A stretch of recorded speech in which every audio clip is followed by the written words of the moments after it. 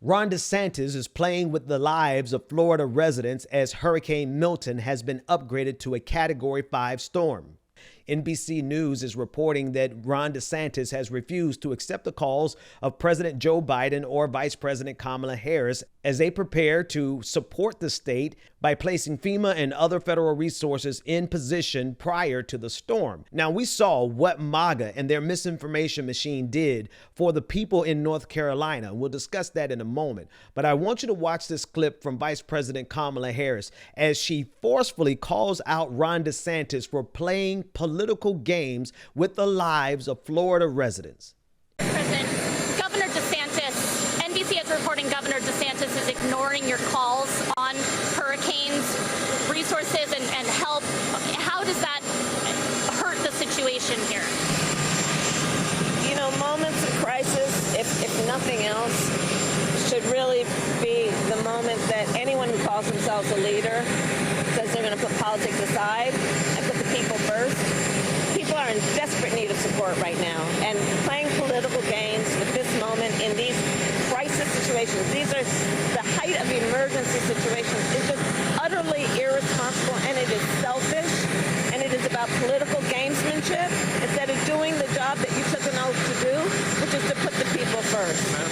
Now, this may be the most forceful I have ever heard Kamala Harris speak on any issue, and it requires this because there's absolutely no excuse for Ron DeSantis to be playing games with the lives of Florida citizens. It is imperative that he coordinate with the federal government in order to properly have FEMA in position, to have federal aid in position, to have all of the resources at the disposal of the federal government in position in order to ensure that Florida residents get everything they need in the aftermath of this historic storm that is barreling towards Tampa right now. But we have seen that MAGA is committed to playing political games with the lives of even their own constituents. DeSantis refused to take a call from Vice President Harris specifically around Hurricane Milton. Can you just talk about that and any communication around this new hurricane? Look, that is something for the governor to speak to himself. If you have the president and you have the vice president reaching out to offer up assistance provided to your constituents, the people who live in your state, to make sure we are doing everything that we need to do from a federal response, and we're reaching out, offering our support, that's for the governor. And the governor, it's up to him if he wants to respond to us or not. But what we're doing is we're working with state and local officials to make sure that we are pre-positioned, to make sure that we are ready to be there for the communities that are going to be impacted. We are doing the job that is needed, that we believe is needed to protect the communities and to make sure that they have everything that is needed. You heard me talk about the declaration. We approved that. For Florida, that's moving forward. And so we're taking this very, very seriously. We saw last week as MAGA began to spread so much misinformation regarding the aftermath of Hurricane Helene in North Carolina, where nearly 200 people died. We saw how MAGA began to not only politicize it, but to spread misinformation. And I wondered, I asked myself, what will they do next? What will be the next game that they play? Because they clearly don't care about the lives of their constituents. They clearly don't care about spreading misinformation when people are desperate to get accurate information. We saw from Donald Trump down to Elon Musk and all of the rank and file members of MAGA spreading misinformation on the internet. They stole the FEMA money just like they stole it from a bank so they could give it to their illegal immigrants that they want to have vote for them this season. They're hearing from the DHS secretary they're out of money to help them, but they still have money to help people who have come to this country illegally. I think that's wrong on the face of it. And even members of the Republican Party began to call out Donald Trump and all of this misinformation because of how much damage it was doing to the recovery efforts. There's a lot of misinformation just to confuse on the ground what's happening here. There's no confiscation of supplies or of products coming in by FEMA.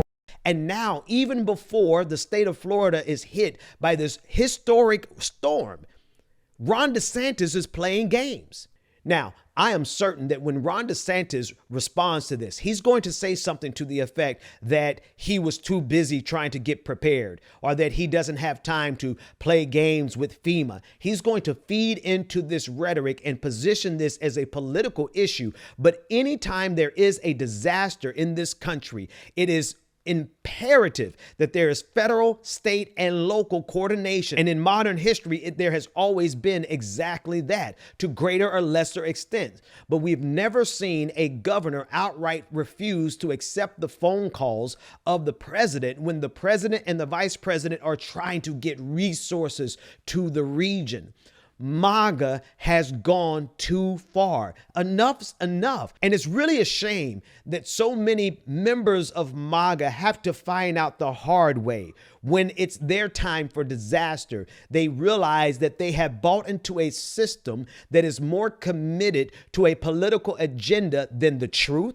They have bought into a system that's more committed to a political agenda than their own safety, and they will find themselves on the receiving end of all of the ramifications, all of the outcomes that manifest as a result of the games that MAGA wishes to play. This is really a test for the United States of America. This is a test for democracy itself. Can we withstand a insidious political entity that has no compunction, no reservation, no hesitation whatsoever about spreading detrimental lies, putting people's lives in danger, and outright playing politics with the well-being of their own voters, of their own constituents? And as Hurricane Milton approaches the Gulf of Florida, Ron DeSantis needs to be organized enough and be able to multitask enough to handle his local and state responsibilities while also coordinating with the federal government to ensure that his state can get all the resources that it needs. But if it's too difficult for Ron DeSantis to do two things at one time, and that is to be the governor of Florida as he manages the emergency response in the state of Florida, as well as to be the liaison with the federal government. If that's too complicated for you, Ron DeSantis, then I'm sure that there's somebody else in this state who is more than capable of walking and chewing gum at the same time.